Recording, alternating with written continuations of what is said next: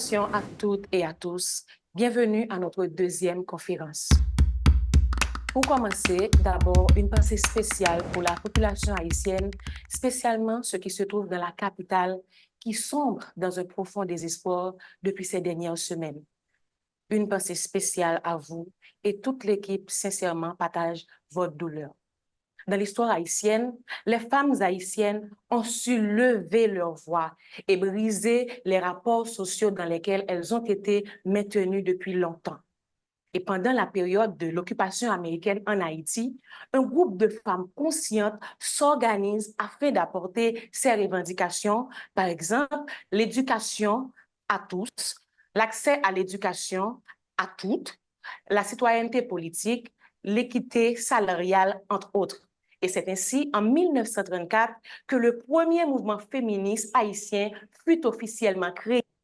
Et aujourd'hui, pour notre deuxième conférence, Mouka porte sur ce mouvement majeur, la Ligue féminine d'action sociale et les luttes des Haïtiennes au XXe siècle. Avec nous, Sabine Lamour, sociologue, professeure à l'Université d'État d'Haïti et professeure invitée à l'Université Brown à Providence aux États-Unis, où nous la rejoignons. Professeure Sabine Lamour, bonjour et bienvenue. Bonjour Sophia, merci. Bonjour participants et participantes. Merci à Mouka pour l'invitation. Ce matin, ma communication porte sur les luttes féminines haïtiennes au XXe siècle, particulièrement la Ligue féminine d'action sociale, et je vais vous parler de ce que je considère comme un moment fort dans l'émergence d'une pensée féministe haïtienne en Haïti au moment de la création de la Ligue en 1934. Créée en 1934 à Port-au-Prince, après la fin de la première occupation d'Haïti par les États-Unis entre 1915 et 1934, la Ligue féminine d'action sociale, LFAS, comme on l'appelle habituellement, est la première organisation enregistrée sous le label d'organisation féministe auprès des autorités haïtiennes. Il faut dire que, quoique cette ancienneté, l'apport de ce matrimoine dans la construction et la diffusion d'une pensée féministe demeure méconnue, que ce soit en Haïti ou à l'international. Quand cette pensée, élaborée à partir des réalités des femmes haïtiennes, se distingue de la tradition intellectuelle dominante en Haïti, qui parle souvent des idées déjà à l'œuvre dans toute société pour parler de celles concernant le pays. Parler de cette méconnaissance répond d'une démarche de rupture avec la velléité d'occultation de la contribution des féministes, dont, entre autres, l'apport des sœurs Sylvain, Suzanne, Madeleine, Yvonne et Jeanne, à la tradition intellectuelle et militante des femmes haïtiennes ayant émergé au début du XXe siècle. Ces femmes, avec d'autres, avaient produit des réflexions centrées sur les Haïtiennes et leurs problèmes en relation avec les particularités de notre société. C'est-à-dire une société marquée par un passé esclavagiste dont la souveraineté fut menacée après plus d'un siècle d'indépendance, 1804-1915. Les processus en lien avec ces dominations furent mis en évidence dans la plupart des écrits des féministes militants au sein de cette structure. En témoigne le roman de Cléante Valsin-Desgraves dénonçant en 1934 les imbrications entre le sexe et la race dans la définition du destin social du protagoniste principal de cette œuvre. Mon propos ce matin est de dire que les femmes noires, incluant les haïtiennes, sont des productrices de connaissances. J'argumente que les féministes de la Ligue avaient systématisé une pensée féministe en Haïti pendant la période de son exercice, 1934-1990. Par pensée, j'entends le processus à partir duquel un individu prend conscience de sa réalité, élabore des concepts et des pratiques pour construire une connaissance, tout en évidence les enjeux spécifiques de sa condition. La pensée renvoie donc à une récurrence dans la manière de construire un cadre empirique, son mode d'interprétation et les méthodes utilisées pour connecter des faits entre eux et tirer des conclusions. Ces femmes ont construit cette pensée à partir d'un enchaînement en 3 temps. Elles ont pris conscience du fait qu'elles étaient des individus qui subissent une oppression spécifique. Elles ont mis en place des stratégies subjectives et objectives pour lutter contre ces oppressions présentées comme naturelles. Et enfin, elles ont su trouver des concepts et des pistes théoriques pour construire une praxis allant dans le sens d'une déconstruction de leur réalité oppressive. C'est dans ce processus, s'étalant sur plus de 6 décennies, que s'est mise en place une pensée féministe en Haïti. Cette pensée laisse entrevoir un processus de conscientisation imbriquant pratique et réflexion dans un contexte nourri par des relents de rapports coloniaux issus de l'esclavage et de l'invasion impériale de 1915. Aussi, cette pensée féministe est une pensée élaborée par des femmes noires issues d'une ancienne colonie esclavagiste avec une souveraineté incertaine. Il en découle que la pensée féministe haïtienne s'organise autour de deux axes clés, ça, en tant qu'hypothèse. La souveraineté des femmes sur elles-mêmes en tant que sujet politique et la souveraineté de leur territoire justifiant leurs multiples démarches pour accéder à une citoyenneté pleine en Haïti. Elles ont été capables d'élaborer une pensée dans laquelle les besoins des femmes rejoignent ceux du collectif. Les luttes de ces femmes, comme nous le verrons, sont des moments de production d'une pensée nourrie dans l'action quotidienne et des lieux de création d'une expérience politique. Mon argumentaire concerne d'abord les actions initiées par la structure pour construire la question des femmes en tant que question sociale dans les années 30 en Haïti. Ensuite, les mécanismes qui avaient déclenché l'avènement d'une conscience féministe dans le pays, dont la création de la voix des femmes en tant qu'espace de diffusion des actions et de pensée et partie prenante. Et en dernier lieu, les axes thématiques constitutifs de cette pensée seront analysés tout en dégageant une compréhension théorique de ce que j'appelle le féminisme haïtien. Dans le déploiement du processus occupationnel mis en place par les Marines, les corps des femmes et des enfants furent utilisés comme des lieux d'expression de la toute-puissance des États-Unis. Aussi, les États-Unis ont largement influencé les rapports entre les hommes et les femmes dans le pays. Selon Nadev Minor, analysant les romans de l'époque, cet événement a eu de profondes influences sur les rapports de couple. La séduction des Haïtiennes par les Marines dans la littérature de l'époque était représentée comme un empiètement sur le territoire de l'homme haïtien. Aussi, le corps des femmes était regardé comme un territoire appartenant aux hommes haïtiens. Et en vertu de cette perception, les hommes se devaient d'être braves et les femmes vertueuses. Durant cette période, le viol fut utilisé comme stratégie de terreur pour humilier, assujettir et affaiblir psychologiquement la population haïtienne. À ce sujet, on peut lire Marie Renda, qui a publié un livre sur la question en 2001, la thèse de doctorat de Grace Sanders en 2013 et un article que j'ai écrit en 2015 sur les viols et des Haïtiennes durant cette période. Par ailleurs, Suzy Castor et Georges-Édith Lucien ont montré que l'expropriation de la paysannerie par les compagnies états-uniennes avait laissé les paysannes démunies et les poussant ainsi vers la prostitution. Ce fait est relaté par Percival Toby, aussi qui, parlant aux militants de la Ligue internationale pour la liberté et la paix, explique qu'avec l'occupation, la prostitution institutionnalisée dans des lieux de plaisir s'est imposée comme normalité dans le paysage social national. Des îles voisines et de la frontière dominicaine, les filles viennent à Port-au-Prince et au Cap-Haïtien attirées par les dollars des Marines. Tous les lieux de danse sont des lieux de prostitution ouvertes. Avant l'occupation, cela n'existait pas. Par exemple, George Covington montre très bien cet aspect de la question dans son livre Port-au-Prince au cours des ans et particulièrement le livre qui concerne la période occupationnelle. En outre, selon cette source, citant les femmes de la Ligue internationale pour la paix et la liberté, l'occupation a augmenté le taux des enfants illégitimes, notamment ceux que les Marines ont eus avec des femmes haïtiennes. Selon les autrices travaillant sur la question, pendant 19 ans, les Marines ont impunément pillé, volé, violé, massacré, exploité, terrorisé et humilié les Haïtiens et les Haïtiennes. Les Haïtiennes étaient considérées et construites comme des ennemis au moment de l'occupation. Elles étaient prises pour cible et à travers elles, les Marines atteignaient leurs familles et tous les cercles auxquels elles appartenaient.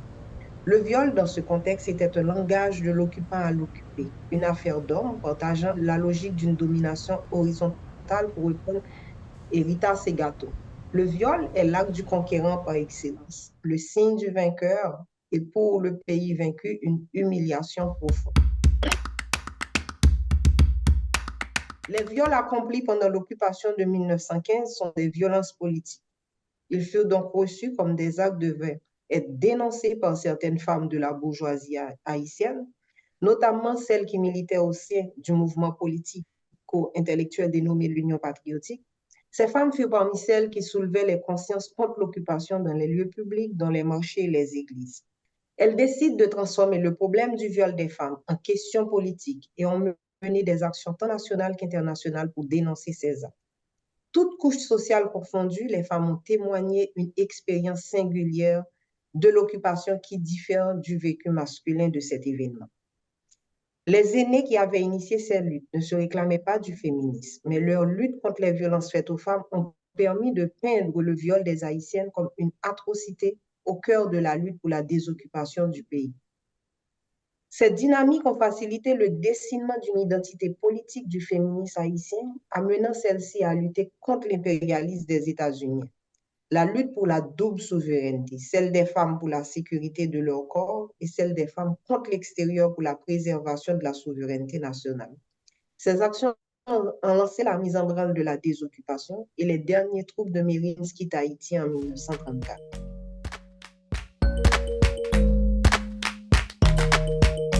Regardons maintenant la condition et les situations des femmes en Haïti après l'événement occupationnel.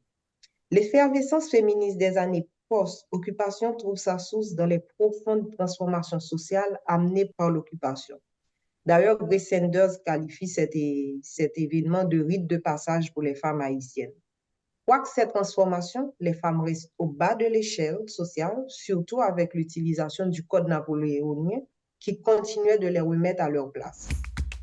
En analysant les conditions de vie des femmes de l'époque, Madeleine Sylvain Bouchot admet que les femmes étaient obligées de quitter leur subsistance en dehors du cercle familial afin de répondre aux besoins de leurs proches. Par exemple, Suzanne Comer-Sylvain fut la première de sa condition à intégrer une structure de travail formelle dans les années 30 dans la capitale haïtienne. Le développement d'une classe moyenne féminine cultivée et l'exode rural des femmes de la paysannerie vers les villes décrits par Lucien, changeront la donne. Les jeunes filles créèrent des associations et s'émancipaient de la tutelle de l'Église en les dirigeant elles-mêmes. Il s'est consolidé un tissu associatif féminin et Port-au-Prince abritait aussi un grand nombre d'organisations de femmes, dont l'œuvre des femmes haïtiennes, la Zélatrice, Fémina, Association des anciennes de Sainte-Rose de Lima et la Crèche. Cette période était porteuse d'une visibilité spécifique des femmes et elle a facilité l'émergence d'un sujet politique féminin avec son propre agenda politique. Il s'est dessiné en Haïti ce qu'on pouvait appeler, et de manière contemporaine, une conscience genrée. Cette conscience est ancrée dans l'affirmation d'une conscience de soi en tant que femme, vivant sur un territoire dont la souveraineté est déniée. Et cette conscience facilitait le dessinement aussi d'une utopie, une utopie féministe, initiant l'apparition d'une génération de femmes revendiquant le droit à s'organiser entre elles pour réfléchir sur leurs conditions partagées. D'où la formation de la Ligue. Et en prenant l'initiative de lancer la Ligue, Madeleine Sylvain Bouchot et Alice Gaout ont aussi pris la décision de se dire, de s'assumer et de transmettre aussi des pratiques féministes à une autre génération. Créée en mars 1934, la Ligue féminine d'action sociale fut officiellement autorisée à fonctionner le 3 juin 1934. À l'origine de la Ligue, nous retrouvons l'ombre de Jeannie Malbranche, la mère de Madeleine Sylvain, qui a inspiré ses filles et les autres membres de la Ligue aussi dans les luttes contre l'occupation. Pendant son enfance et son adolescence, on peut dire que Madeleine, l'une des initiatrices principales de l'organisation, a grandi dans une ambiance revendicative et militante. Cette femme et les autres fondatrices de l'organisation, incluant ses sœurs, ont bénéficié d'un capital militant ambiant qui leur a permis de transformer un potentiel social, la militance en action sociale et politique. Elle se donnait la mission d'éduquer et d'émanciper les femmes haïtiennes. Madeleine note, la nouvelle association tient à déterminer son objectif en s'assignant comme but dans ses statuts. Premièrement, de contribuer à l'amélioration physique, intellectuelle et morale de la femme haïtienne pour la rendre consciente de ses devoirs sociaux. Deuxièmement, de résoudre les problèmes concernant la protection de l'enfant, de la femme, des vieillards et l'amélioration du foyer familial. Troisièmement, de faire reconnaître l'égalité civile et politique de l'haïtienne. Thérèse Udicourt fut sa première présidente. La Ligue soutenait l'idée que l'avenir du pays dépendait de l'égalité entre les sexes. L'Assemblée générale de la Ligue, la première Assemblée générale alors, se tiendra le 3 mars 1934 et sera composée d'un bureau de 8 membres et des directrices de 6 commissions, dont éducation, publicité, législation, œuvres sociales, coopération internationale et comités régionaux. Le tout premier combat fut celui du maintien de l'organisation qui fut dissoute en mai par le gouvernement qui jugeait son programme trop ambitieux. La structure fut dissoute puis relancée le 10 mai 1934. Dans sa présentation, la Ligue insistait sur le fait que la structure est créée au profit des femmes de toutes les classes sociales. La Ligue fonctionnait à Port-au-Prince comme une ligue mère dont les filiales étaient actives dans les autres départements du pays. À travers les femmes, à travers cette organisation, à travers les filiales en province, les femmes recevaient les dignitaires du pays qui étaient de passage dans les villes de province. Mais il faut dire aussi que c'est une organisation dont la plupart des membres sont issus de la haute bourgeoisie et des classes moyennes, et ces femmes avaient des liens avec l'élite politique du pays. Elles bénéficiaient aussi de certains privilèges liés à leur rang social, et pour faciliter aussi la diffusion de leurs idées, elles ont créé un journal qui était La Voix des femmes. La Voix des femmes qui était aussi une voix pour l'éducation et l'autodéfinition de soi en tant que femme et en tant que féministe. Créée en 1935, fondée et dirigée par les membres de la Ligue, La Voix des femmes servait à diffuser la philosophie de l'organisation. La revue facilita le tissage de liens entre des femmes au niveau national et international. Elle fut aussi un espace d'intervention sociale à travers lequel les femmes peuvent échanger pendant les moments de lutte politique au niveau national. Jeanne Pérez fut sa rédactrice en chef, Cléante Desgraves-Valsin, gérante et Amélie Laroche, secrétaire. Yvonne Akim-Rempel fut aussi rédactrice au sein de La Voix des femmes. Dans son volume 5, numéro 52, octobre-novembre 1994, page 1, lors du 3e congrès de la Ligue, la présidente de la Ligue, Madeleine Sylvain-Bouchois, à l'époque, dit ceci: « La voix pour l'haïtienne, parlant de la voix des femmes, c'est la voix pour l'haïtienne, le droit de savoir, le droit de travail et de posséder le fruit de son travail, la protection de la maternité et de l'enfance.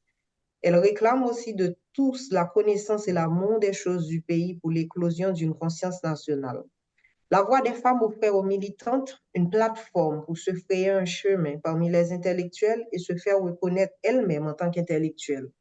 2 ans après sa création en 1937, le journal a obtenu une médaille d'argent à l'exposition de Paris à cause de la haute portée sociale de son action. Les publications du journal concernaient des essais historiques et sociologiques inédits sur les femmes haïtiennes. En publiant les recherches ethnographiques de Suzanne Commerce-Sylvain, le journal avait contribué à construire une documentation novatrice sur les femmes de la classe ouvrière et de la paysannerie haïtienne. Note par exemple Grace Sanders dans son livre publié en 2003 sur la Ligue féminine d'action sociale. Dans son volume 4, numéro 7, publié en mars 1939, Suzanne analyse des proverbes haïtiens qui concernaient les femmes. Le journal pouvait divulguer les dimensions et les réalités imbriquées qui faisaient la complexité de la vie des Haïtiennes. En 1939, pendant 1 an, Suzanne a interviewé plus de 1000 écolières âgées de entre 9 et 16 ans, des classes défavorisées de Port-au-Prince, afin de mener une recherche sur leurs loisirs. La Voix des femmes a rendu matériellement possible l'existence d'une communauté épistémique haïtienne pendant la période de l'entre-deux-guerres à Port-au-Prince, c'est-à-dire une communauté de femmes concernées par la production et la diffusion de connaissances sur les femmes en vue de la condition de vie de celles-ci. Plus précisément, la communauté épistémique se définit ainsi. Dans la littérature, une communauté épistémique est un collectif de personnes ayant une expertise dans un domaine donné, expertise qui se traduit notamment par des compétences reconnues et par une légitimité et une autorité en matière de production de connaissances. Ces communautés sont une force motrice cruciale pour la production, la discussion et la diffusion des connaissances scientifiques. En sciences, cette création et mise en circulation de connaissances s'opère à travers des revues, des conférences, des disciplines, des départements universitaires, des pairs ou des listes de discussion. D'après Meyer et Molineux-Hudson, 2011. En effet, le savoir circulant au sein du journal et en Haïti permet de mettre en évidence un travail historique effectué au confluent de plusieurs traditions disciplinaires: littérature, théâtre, poésie, histoire, sociologie, travail social, sciences médicales, sciences juridiques, l'anthropologie et l'ethnologie. Le journal a rendu digne un ensemble de savoirs considérés pendant longtemps comme vils et tenus hors du politique. Les rôles de sexe, la naissance, les modes d'organisation des relations intimes entre les sexes, l'organisation familiale, les tâches domestiques effectuées par les femmes, la sexualité et le corps des femmes. Ces femmes ont fait via ce journal un travail d'historicisation et de politisation du privé des femmes haïtiennes. Elles ont donc patiemment élaboré une conception du féminisme tout en ouvrant des chantiers de bataille. Regardons maintenant les combats de la Ligue. Comprendre le féminisme de la Ligue revient à comprendre les grands combats menés par ces femmes pour exiger le respect des droits des femmes après le départ de l'occupant en 1934.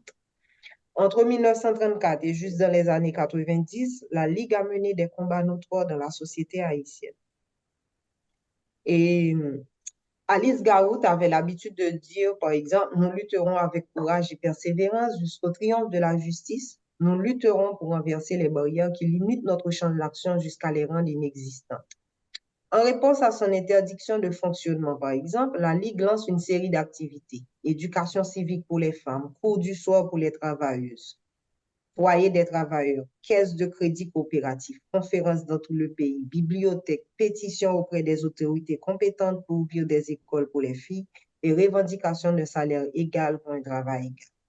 Les actions de la Ligue concernaient l'éducation à la citoyenneté politique des femmes, les tournées de conférences et les cours du soir pour les ouvrières, l'assistance sociale, mais aussi la Ligue avait lutté pour que la réforme de l'enseignement en 1938 favorise davantage l'accès des filles vivant en milieu rural à l'éducation.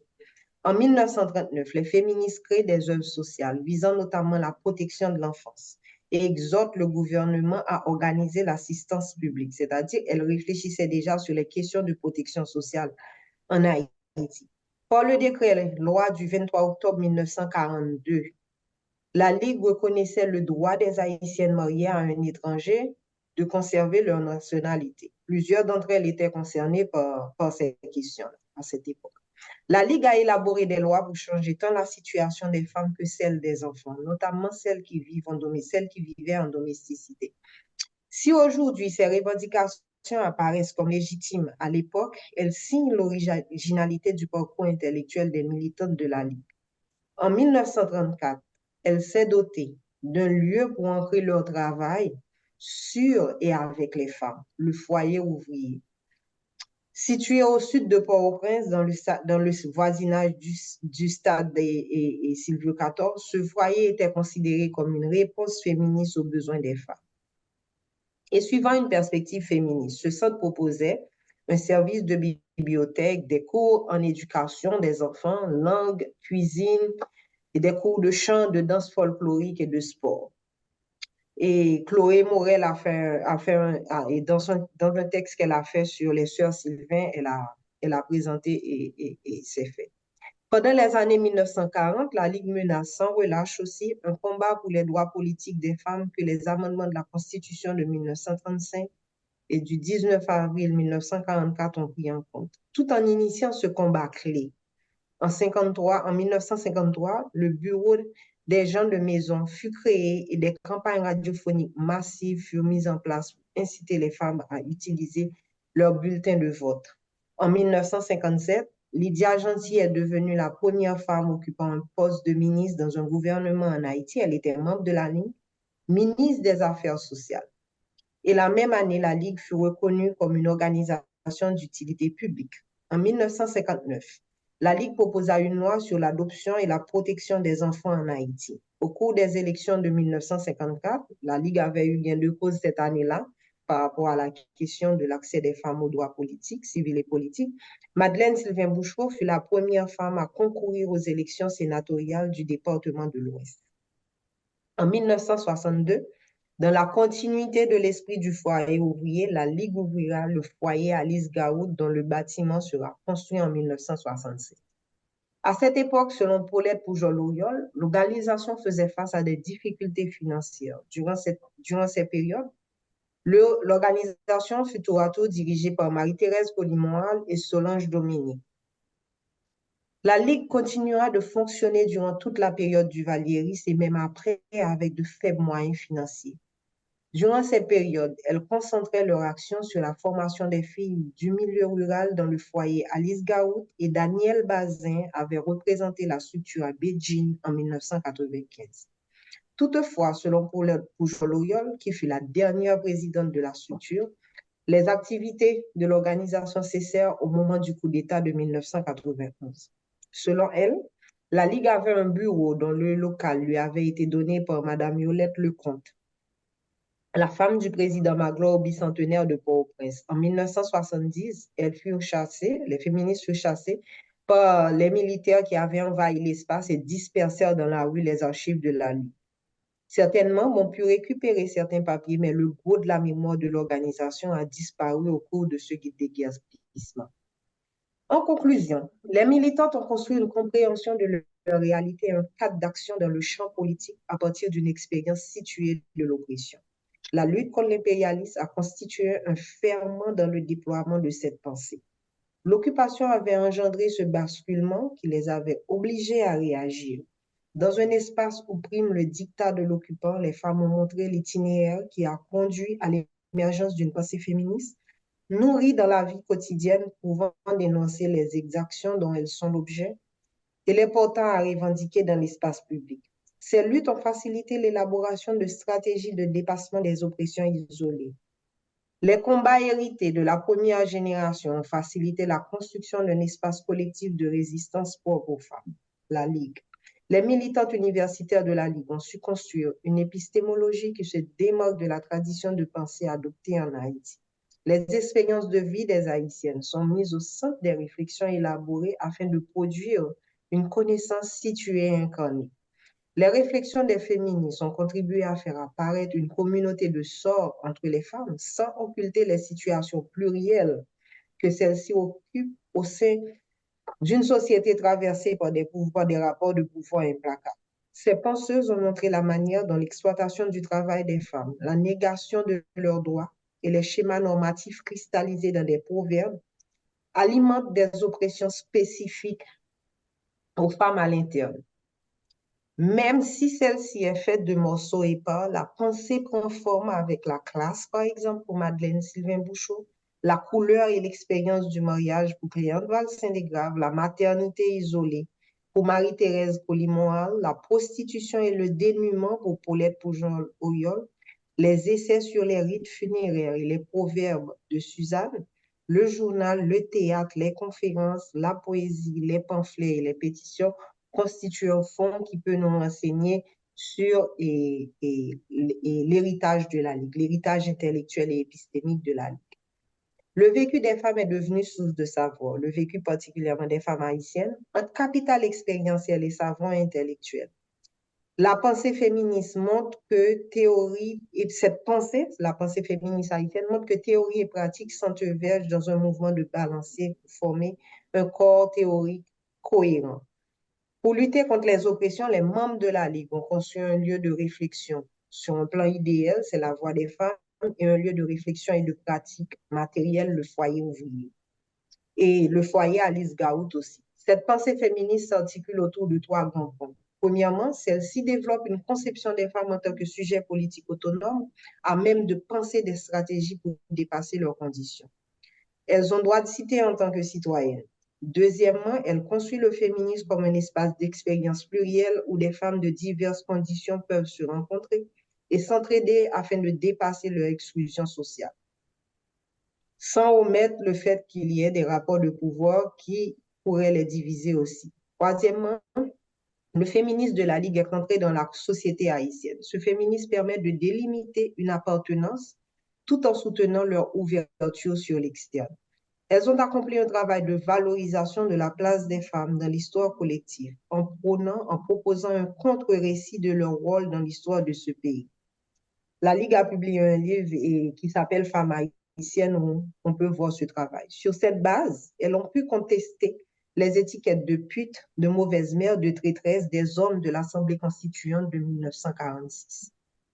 Cette pensée a permis aussi de construire les assises d'une solidarité féminine au travers de contacts où toutes les femmes peuvent se rencontrer. La création du foyer ouvrier incarne ce lieu de rencontre où se dessinent des processus historiques, sociopolitiques, économiques et culturels servant à comprendre les expériences individuelles et collectives en vue de leur transformation. Les féministes sont ainsi parvenues à délimiter un espace d'entre-soi rendant propice la collaboration entre femmes afin de conduire des actions de revendication pour leurs droits. Au-delà de la classe, les femmes sont ainsi parvenues à organiser un collectif, définir une condition commune et aussi des conditions de mobilisation politique. Elles sont alors en mesure de proposer un contre-discours qui colle à la réalité et qui facilite l'action. Ces réflexions ont inspiré des stratégies d'empouvoirment, des femmes luttant pour une société plus juste. Dans le processus, les théoriciennes ont crédibilisé l'expérience des Haïtiennes, particulièrement celle des classes populaires et de la paysannerie, tout en favorisant l'émergence de lieux et de construction de connaissances.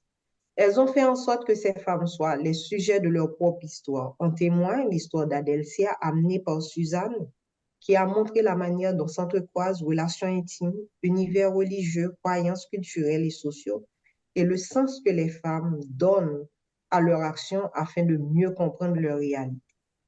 À la suite de Patricia Hill Collins, je conclus que les femmes noires, et précisément les haïtiennes, ont su construire des voix et trouver des mots pour dire et analyser leur réalité. En tant que sujet épistémique, elles se sont autodéfinies comme haïtiennes tout en proposant une compréhension de leur place tant en Haïti que dans le monde. Il revient de comprendre que cette pensée a sa place dans la tradition féministe afro-caribéenne sans omettre le fait qu'elle est aussi une partie de la longue tradition féministe intellectuelle noire.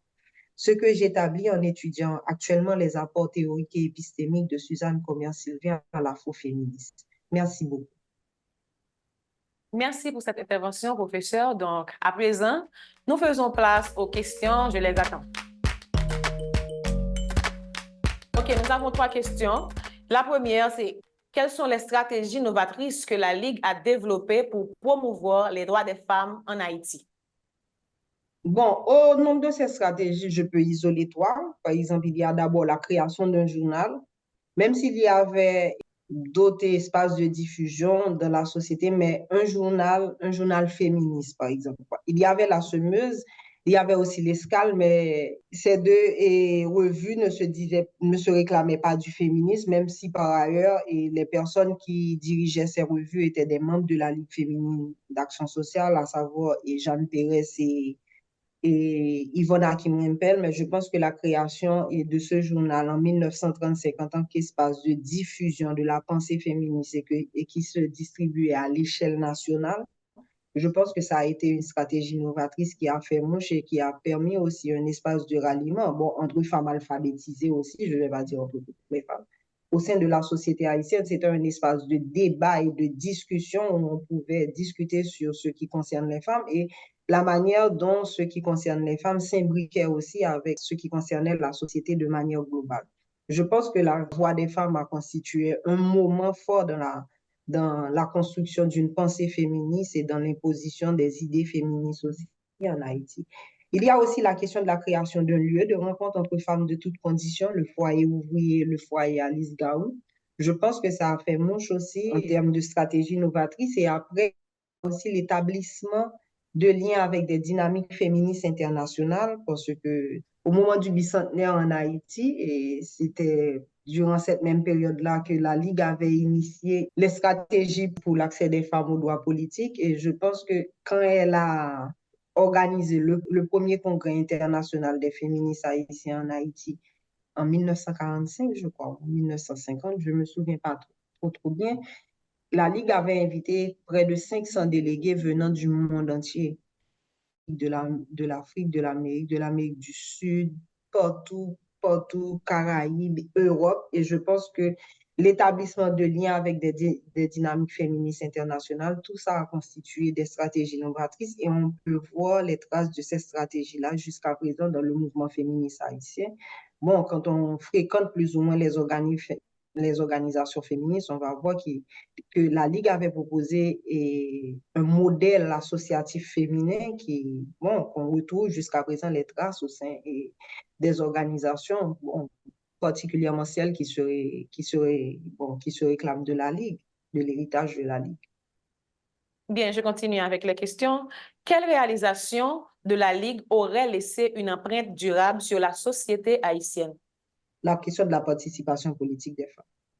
Je pense que depuis 1915, je pourrais dire, si j'inclus par exemple les pionnières Eugénie Malbrun-Sylvain jusqu'à la création de la Ligue en 1934, je pense que il s'est imposé l'idée que les femmes pouvaient, il s'est imposé dans la société haïtienne l'idée que les femmes pouvaient et participer dans les espaces décisionnels. Je pense que, mis à part ça aussi, on peut voir les retombées de cette vision et des choses, que ce soit avec le 3 avril 1986, avec la relance du mouvement féministe haïtien, le 3 avril 1986, que ce soit avec la question du quota, et on peut voir aussi la manière dont ces acquis sont hypothéqués dans la crise que nous sommes en train de vivre actuellement en Haïti. Et l'avant-dernière question, la Ligue a-t-elle influencé d'autres mouvements sociaux en Haïti et dans la région des Caraïbes? Moi, je peux dire que c'est la raison pour laquelle je pense qu'on a intérêt à étudier la Ligue dans une perspective afroféministe internationale. Parce que Suzanne Cormier-Sylvain demeure une personne centrale, au même titre que, par exemple, Zorani Loston ou bien Paulette. Elle a fait des apports, que ce soit en Afrique de l'Ouest ou en Haïti ou dans d'autres contextes. Par exemple, elle a fait des études en France sous la direction de Marcel Mauss. Elle était la collaboratrice de Maninowski. Elle a travaillé plus ou moins avec Price Moss, tout ça. On va dire que c'est une femme qui a laissé une empreinte fondamentale sur l'anthropologie et l'ethnologie. Et aussi, en études linguistiques, on peut voir actuellement l'apport de Suzanne Cormier-Sylvain sur l'appréhension des langues, des créoles comme des langues, tout ça, même si c'est pas dans une perspective féministe. Mais on va dire aussi qu'à un certain niveau, même quand elle a publié en Afrique en Afrique de l'Est, Femmes de Kinshasa, Femmes de Lomé et d'autres textes qu'elle a publiés sur les contes et dans divers pays en Afrique quand elle a travaillé en Afrique avec son conjoint. On peut voir aussi que l'apport de Suzanne Cormier-Sylvain, son apport dans l'anthropologie de manière internationale demeure quelque chose d'incontournable. Et je pense que pour des personnes qui actuellement qui sont reconnues comme bon, je ne dirais pas par exemple, une personne comme Catherine, comment est-ce qu'elle s'appelle? Je ne me souviens pas, mais c'est une femme qui a travaillé et c'est une historienne qui a travaillé sur le féminisme en Afrique, sur l'avènement du féminisme en Afrique. Mais pour elle, le livre qui demeure le livre fondamental qui a façonné toute cette pensée, c'est Femmes de Kinshasa de Suzanne Cormier-Sylvain, par exemple. Et je pense aussi l'apport de Madeleine Sylvain Bouchot dans la définition de règles après la Deuxième Guerre mondiale, que ce soit au sein de l'ONU ou dans d'autres espaces au niveau international aussi. On peut voir que ce soit sur le plan pratique ou bien sur le plan théorique et épistémique en termes d'approche et novatrice, en termes de regarder des personnes et la vie de certaines personnes qu'on n'avait jamais regardées avant, par exemple les femmes ou bien des marchands et que Suzanne Cormier-Sylvain a étudié en miroir avec les Madame Sarah en Haïti, au Nigeria. On va dire que l'apport du mouvement féministe haïtien, je pense qu'on a intérêt à regarder de manière à creuser de ce côté-là pour voir sur le plan international qu'est-ce que nous avons apporté. Effectivement, au niveau international, que ce soit aux études féministes, que ce soit à l'anthropologie ou bien à l'ethnologie, je pense qu'il nous reste beaucoup de choses à découvrir à ce niveau-là. Une dernière question. Et est-ce que la sociologie de l'ignorance s'applique à l'étude de la Ligue et de son héritage? Et je peux dire oui parce que actuellement, bon, on n'est pas au courant. Par exemple, Femme de Kinshasa est quasiment introuvable. C'est un livre qui est quasiment introuvable. Or, c'est l'un des premiers livres à poser la question et des femmes dans le Rumba et au Congo, alors qu'on sait ce que ce rite-là a fait par rapport à la question de l'indépendance dans ces espaces-là. Mais jusqu'à présent, en Haïti, Suzanne Cormier-Sylvain demeure quasiment une inconnue. Bon, Madeleine Sylvain Bouchot, elle est plus reconnue comme la fondatrice de la Ligue ou bien la principale initiatrice de la Ligue, mais elle n'est pas reconnue en tant que personne qui a fait toute une étude sur les classes sociales en Haïti. Et l'apport de Yvonne Sylvain, par exemple, en tant que personne qui a introduit les techniques de péridurale en Haïti pour que les femmes puissent accoucher sans douleur, qui a beaucoup travaillé sur la question de l'infertilité féminine en Haïti depuis les années 40-50, et l'apport de Jeanne aussi en tant que travailleuse sociale qui s'est défoncée au sein du foyer ouvrier. Bon, tout ça, on ne connaît pas, on ne maîtrise pas.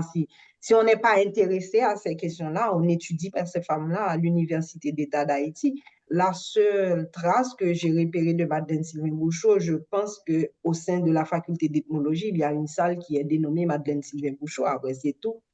Mais on ne connaît pas franchement ces femmes. On ne connaît pas leur rapport, les sujets sur lesquels elles ont travaillé, par exemple. Merci pour la question, Charles. En fait, Charles a posé une question, donc c'est assez long. Puisqu'en Haïti, on constate qu'il n'y a presque plus de production intellectuelle, le peu qu'il y a n'est pas souvent diffusé et ou discuté.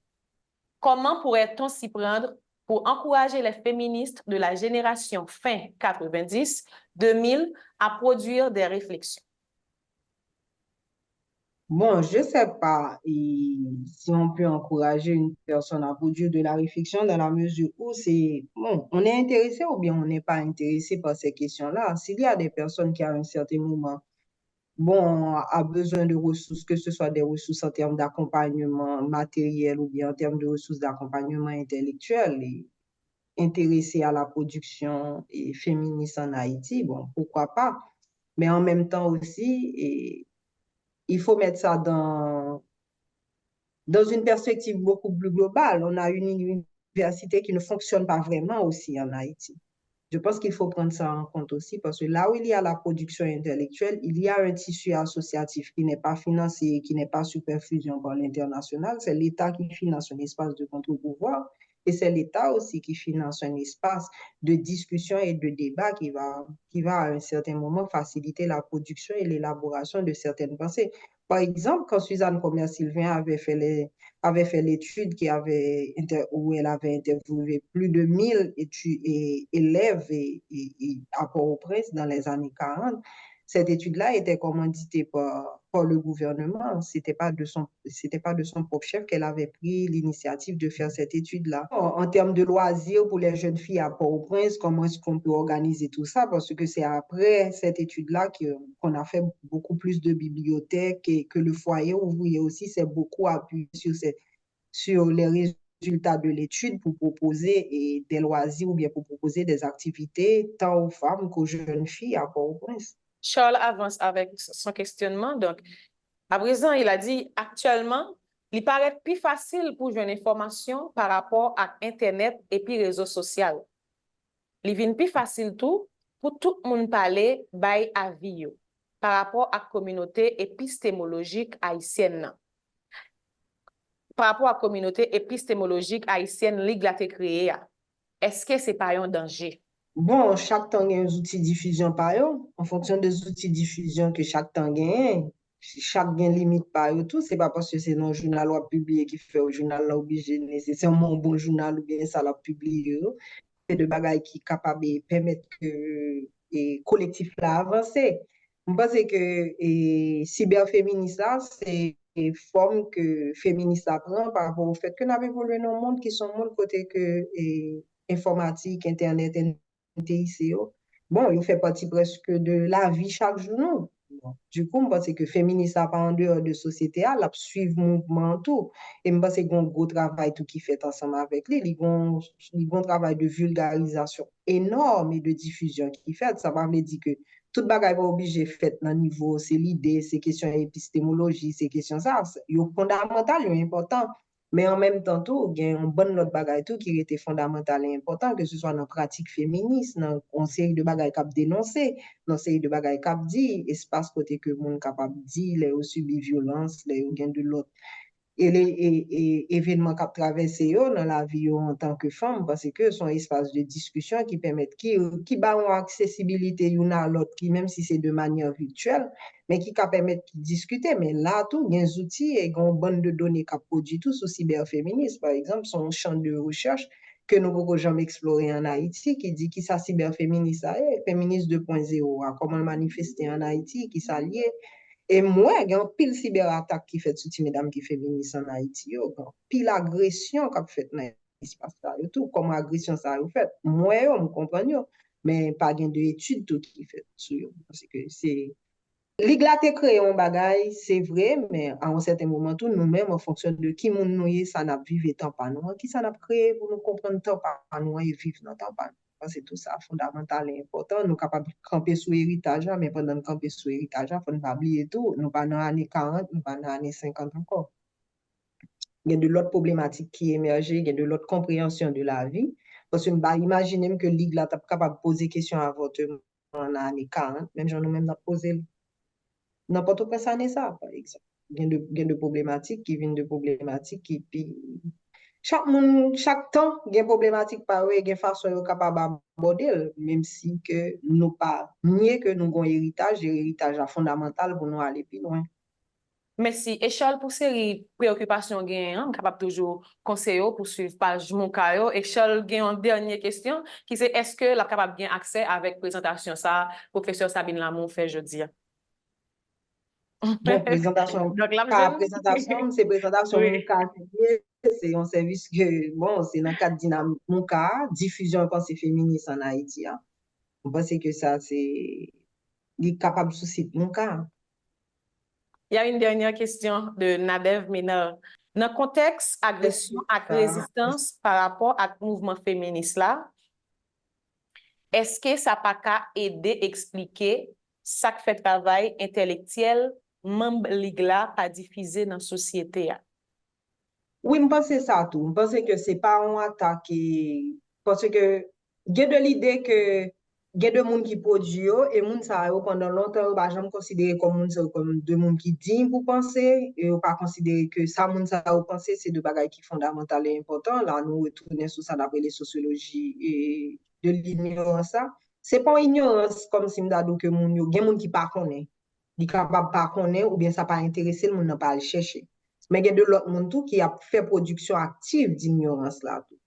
Production active d'ignorance, c'est-à-dire tout ça qui concerne les femmes, ça, vous mettez de ce côté, ben, ça, vous pas mettre, vous pas parler de monde ça, même si vous connaissez, ou prendre compte qu'il y a des maisons d'édition qui sont capables de faire un choix pour ne pas rééditer tel livre, par exemple, pour ne pas parler de tel monde. Donc, par exemple, femme de Kinshasa, ou pas qu'à jeune livre ça du tout, du tout, du tout, du tout.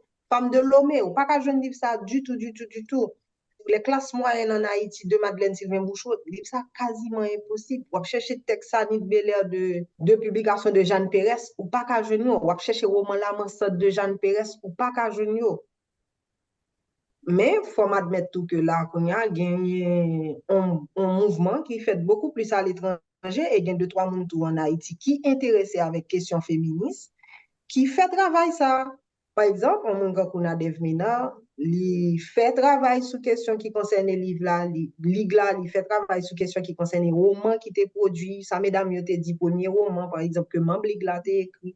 C'est de travail comme ça, un paquet l'autre monde en Haïti ou bien à l'étranger qui fait deux types de travail. Mais il a toujours été dans une petite communauté très isolée de monde qui intéressait avec questions qui concernaient féministes haïtiens ou bien qui concernent les femmes.